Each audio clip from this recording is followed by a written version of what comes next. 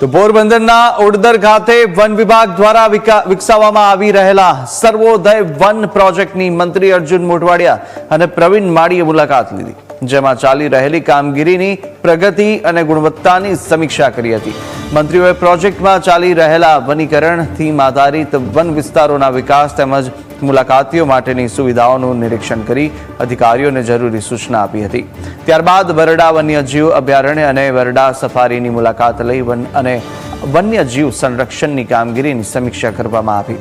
કિલેશ્વર ખાતે પ્રવાસીઓના પ્રતિભાવો મેળવ્યા બાદ બાળાનેસ ખાતે સ્થાનિક માલધારીઓ સાથે સંવાદ કરી તેમના પ્રશ્નો જાણવામાં આવ્યા હતા અને માલધારીઓને ઘાસચારો મળી રહે તે માટે આ તરફ ઘાસકાર્ડનું વિતરણ કરાયું હતું.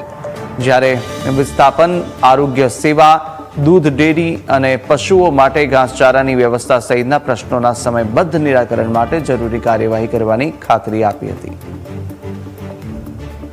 આ બરડા સેન્ચુરીની અંદર જે નેસમાં રહેતા પરિવારો, માલધારી પરિવારો પોતાની જીવનશૈલીથી અનેક એમના પ્રશ્નો છે, એ પ્રશ્નોને જાણવાનો પણ અવસર મળ્યો.